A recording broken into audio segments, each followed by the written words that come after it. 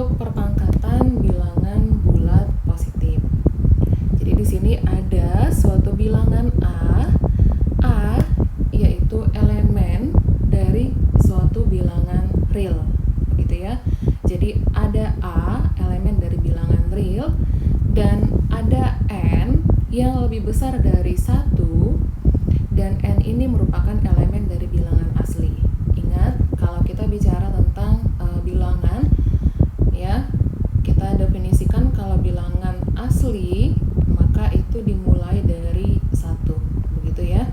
Jadi 1, 2, 3, 4 dan seterusnya. Kalau bilangan bulat ya, bilangan bulat, maka bilangan bulat ini ada yang dimulai dari negatif sampai positif. Ya. Jadi misalkan dimulai dari -3. Di sini tak hingga ya.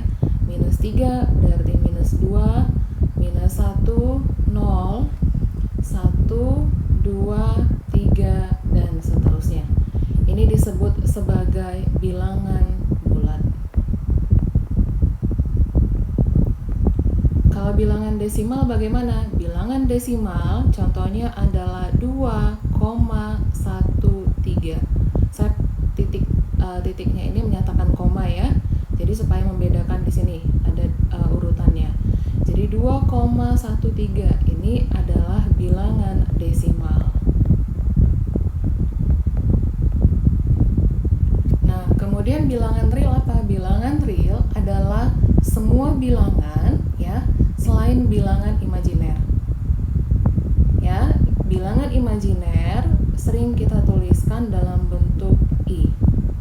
Jadi misalkan adalah akar 2I, begitu ya.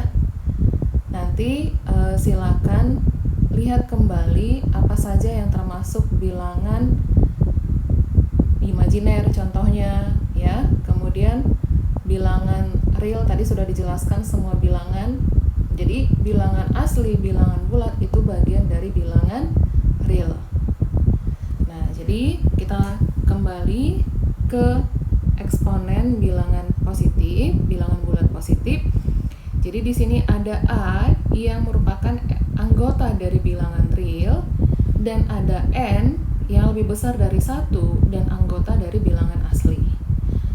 Jadi A pangkat N ya sama dengan A kali A sebanyak N kali. Berarti kalau kita ambil contohnya 2 pangkat 3, 2 ini di sini kita sebut sebagai elemen bilangan real. Ya. Jadi 2 adalah elemen bilangan real, kemudian 3 adalah elemen dari bilangan asli. Jadi 2 pangkat 3 didefinisikan sebagai 2 kali 2 kali 2. Perkalian 2 sebanyak 3 kali. Begitu ya. Jadi di sini pangkatnya yang 3 ini adalah bilangan bulat positif. Oke. Nah, kita lihat sifat-sifat untuk perpangkatan bulat positif. Yang pertama, A pangkat M dikali A pangkat N sama dengan A pangkat M tambah N. Jadi kalau bentuknya kali, maka perpangkatannya ditambah. Kalau kita punya A-nya tadi 2, misalkan A-nya 2 gitu ya. Jadi 2 pangkat 3 dikali 2 pangkat 2, maka ini hasilnya 2 pangkat 3 ditambah 2. Atau sama dengan 2 pangkat 5. Lanjut ya, sifat yang kedua, A pangkat M dibagi A pangkat N sama dengan A pangkat M dikurang N. Ini untuk pembagian. Jadi kalau misalkan 2 pangkat 3, baginya Ibu buat dalam bentuk per. Ya, 2 pangkat 3 dibagi dengan 2 pangkat 2, maka ini hasilnya adalah 2 pangkat 3 dikurang 2 sama dengan 2 pangkat 1. Kemudian selanjutnya A pangkat M dipangkatkan lagi dengan N, maka hasilnya adalah A pangkat M dikali N. Jadi Jadi 2 pangkat 3 dipangkatkan lagi dengan 2, ini sama dengan 2 pangkat 3 dikali 2, sama dengan 2 pangkat 6. Ya, kemudian A dikali B pangkat M. Artinya A pangkat M dikali B pangkat M. Jadi kalau ada 2 dikali 3 dipangkatkan dengan 2, maka ini sama hasilnya dengan 2 pangkat 2 dikali 3 pangkat 2. Kalau kita sederhanakan lagi sampai ke hasilnya 2 pangkat 2 4 kali 9. Hasilnya adalah 36. Lanjut sifat yang nomor 5, kalau tadi ini kali, sekarang bagi. Ya, A per B pangkat M sama dengan A pangkat M dibagi dengan B pangkat M. Begitu ya. Oke. Nah, di sini ada contoh 1.1. Kita bahas yang dari contoh pertama. A pangkat 3 dikali A pangkat 5. Maka berdasarkan sifat yang nomor 1, pangkatnya ditambah menjadi A pangkat 8. A pangkat 7 dibagi A pangkat 2. Maka berdasarkan sifat yang nomor 2, kalau bagi berarti dikurang pangkatnya. Berarti A pangkat 5.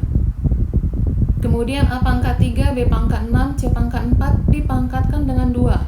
Berarti berdasarkan sifat nomor 3, pangkatnya dikali. Berarti A pangkat 6, B pangkat 12, C pangkat 8. Sifat yang nomor 4, A pangkat 8 dibagi A pangkat 6 dipangkatkan 3. Maka berdasarkan sifat nomor 5 ini ya, sifat nomor 5, maka ini bisa kita buat A pangkat 8 per A pangkat 6 dipangkatkan 3 sama dengan A. Nah, ini kombinasi dari beberapa sifat. 8 kali 3, 24 dibagi dengan 6 kali 3, A pangkat 18 sama dengan A pangkat 6. Begitu ya. Begitu juga dengan sifat yang nomor 5, hampir sama, tetapi kalau di nomor 4 hanya ada A, di nomor 5 ada 2, A dan B. Jadi nanti silakan dikerjakan ya. Lanjut, setelah kita memahami perpangkatan bilangan bulat positif, sekarang kita belajar perpangkatan bilangan bulat negatif. Jadi, bilangan bulat negatif berarti ada pangkat ya, yang mana pangkatnya itu bukan lagi bilangan asli, tetapi bilangan bulat negatif. Ya, bilangan bulat negatif. Bilangan bulat negatif itu dituliskan seperti ini, A pangkat negatif M. Ya. Nah, A pangkat negatif M ini bisa kita ubah ke dalam pangkat yang positif, bentuknya adalah sama dengan 1 per A pangkat M. Dari mana kok kenapa menjadi 1 per A pangkat M? Begini dia. Jadi 1 per A pangkat M ini ya, kita bisa buat dalam penulisan A pangkat 0 dibagi dengan A pangkat M. Ingat bahwa semua bilangan kalau dipangkatkan dengan 0 hasilnya adalah 1. 10 dipangkatkan 0 hasilnya 1. 100 dipangkatkan 0 hasilnya 1. Maka di sini bisa ditulis A pangkat 0 dibagi A pangkat M. Nah, sekarang berdasarkan sifatnya A pangkat 0 dibagi dengan A pangkat M, maka pangkatnya dikurang menjadi A pangkat 0 dikurang M, yaitu sama dengan A pangkat negatif M. Maka A pangkat negatif M itu sama dengan 1 per A pangkat M. Begitu ya. Nah, sekarang di sini ada contoh 1.2. Nyatakanlah bilangan pangkat yang negatif ini ke dalam bentuk bilangan pangkat positif. Maka A pangkat negatif 5 sama dengan 1 per A pangkat 5. Begitu kan? 12 A pangkat min 2 dibagi dengan 3B pangkat min 5. Kita sederhanakan dulu yang 12-nya menjadi 4.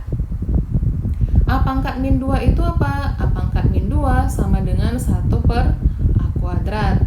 B pangkat min 5, 1 per B pangkat 5. Maka ini sama dengan 4 dikali, ingat kalau berbentuk seperti ini kita bisa kali ya.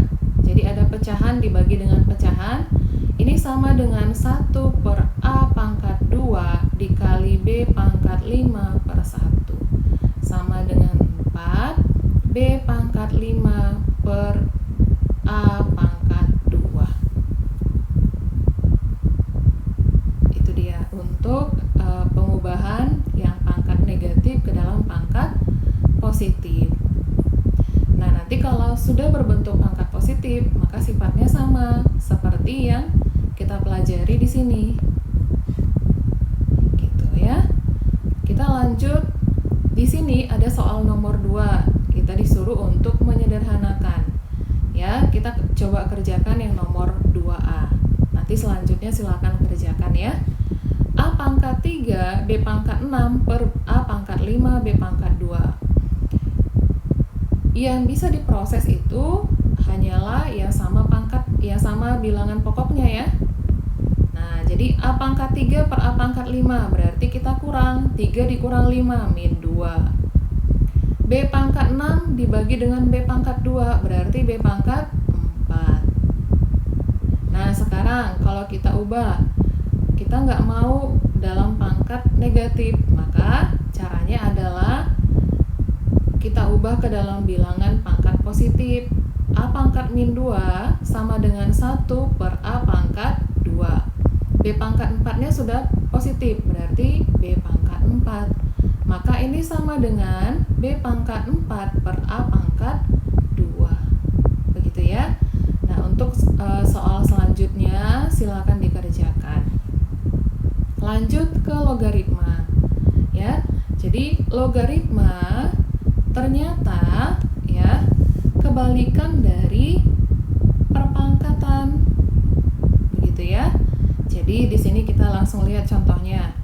Kalau 2 pangkat 5 ini kan sama dengan kita kalikan 2 sebanyak 5 kali. Gitu ya. Sehingga nanti hasilnya adalah 32. Nah, ternyata kalau kita ubah ke dalam bentuk logaritma, 2 di sini ya sebagai bilangan pokok ya, maka diubah ke dalam logaritma menjadi 2 log yang menjadi hasilnya 32. 2 log 32 hasilnya sama dengan 5. Nah, 3 pangkat min 4 ini sama dengan 1 per 81. 3 logaritma 1 per 81 ini sama dengan min 4. Begitu. Ya, kemudian kalau kita lihat grafik logaritma natural, grafiknya akan menaik. Ya, akan menaik tetapi tidak bersinggungan dengan sumbu Y. Akan menaik terus.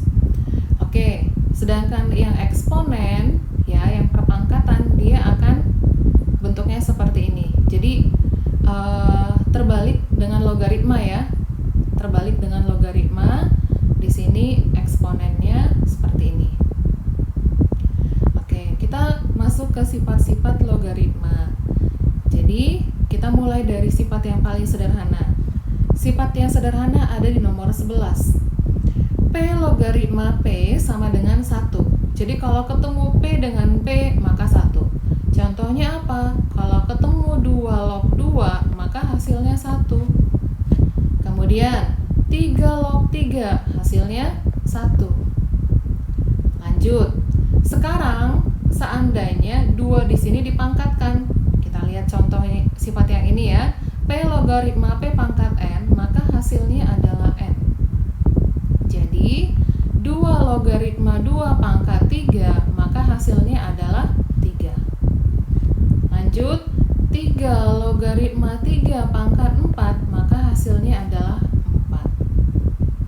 Begitu ya. Nah, kemudian jika ada P logaritma 1 maka hasilnya 0 berapapun nilai P-nya. Jadi 2 logaritma 1 hasilnya adalah 0. 10 logaritma 1 hasilnya 0. Gitu.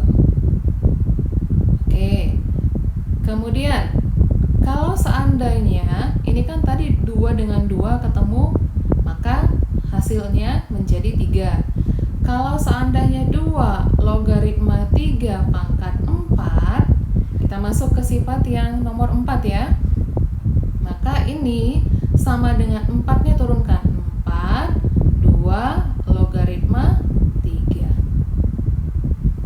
Ya. Oke. Kemudian kita balik ke sifat yang nomor 1. P logaritma B sama dengan X, maka ini tadi yang berhubungan sama pangkat. P pangkat X sama dengan B. Jadi 2 logaritma 32 sama dengan 5. Ini sama saja kalau kita tulis 2 pangkat 5 sama dengan 32. Nah, kemudian sifat perkalian ada A kali B. P logaritma A kali B sama dengan P logaritma A ditambah. Kalau kali jadinya tambah. 2 logaritma 2 dikali 3 sama dengan 2 logaritma 2 ditambah 2 logaritma 3. Kalau pembagian P logaritma A dibagi B, maka sama dengan P logaritma A kurang P logaritma B. 2 logaritma 2 per 3 ini sama dengan 2 logaritma 2 dikurang 2 logaritma 3. Ya. Lanjut. Ingat, kalau bentuknya seperti ini, P logaritma A ketemu A, logaritma B, B log C, maka hasilnya adalah P log C. Dengan ketentuan A-nya tidak boleh sama dengan 1, karena kalau logaritma 1 hasilnya 0, B-nya juga tidak sama dengan 1, logaritma 1 hasilnya 0. Jadi contohnya apa? 2 logaritma 3, 3 logaritma 4, 4 logaritma 5, maka ini hasilnya 2 logaritma 5. Oke, kita lanjut lagi ya. Yang sifat nomor 6. A logaritma B sama dengan P logaritma B, P logaritma A. Jadi 3 logaritma 4 ini bisa kita buat log 4-nya tetap log 4 per log 3. Nah, kita mau buat P-nya ini berapa? Bebas. Kita mau buat 2, berarti di sini juga harus 2. Kalau seandainya di sini 3, berarti di sini harus 3. Jadi sama, gitu ya. Jadi 3 logaritma 4 sama dengan 3 logaritma 4 per 3 logaritma 3. Atau 2 logaritma 4 per 2 logaritma 3. Kemudian sifat yang nomor 7, P logaritma X sama dengan 1 per X logaritma B. Lanjut ke sifat yang nomor 8, A log X hasilnya adalah X. Sifat yang nomor 9, A pangkat N logaritma B pangkat N, maka N per M dikali A logaritma B. Kita lihat ya, 2 pangkat 3 logaritma 3 pangkat 4, maka ini sama dengan 4 per 3 2 logaritma 3.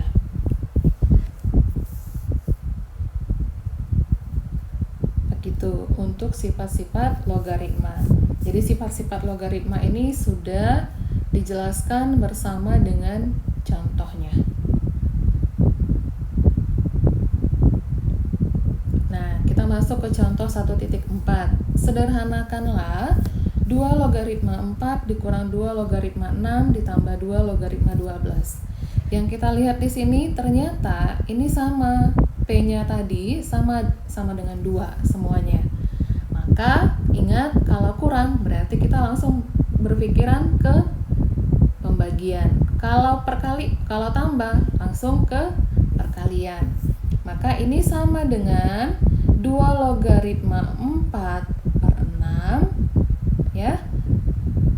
Kita kerjakan yang ini dulu. Kalau misalnya nggak bisa langsung sekaligus, berarti 2 log 4 per 6. Maka ini sama dengan 2 logaritma 2 per 3. Lanjut yang dengan yang ini, berarti dikalikan dengan 12. Gitu ya. Maka 3 dengan 12, 4. 2 logaritma 2 kali 4, 8. Bisa nggak disederhanakan lagi? Bisa. 2 log 8 ini adalah 2 pangkat 3. Maka berdasarkan sifat yang nomor 12, ini sama dengan 3. Bisa ya? Nah, di sini ada banyak contoh ya. Silakan dilanjutkan pengerjaannya sendiri ya untuk setiap contoh. Dan kemudian di sini ada tugas. Ada tugas 1, 2, dan 3. Silahkan kerjakan tugas 1, 2, dan 3 ya untuk semuanya masing-masing AB, ABC, dan AB. Nanti semua tugas ini akan kita koreksi di kelas. Ya, dan sekalian kalau memang ada yang belum dimengerti, nanti kita akan bahas bersama di kelas. Baik, demikian untuk penjelasan materi kita hari ini. Semoga dapat dipahami.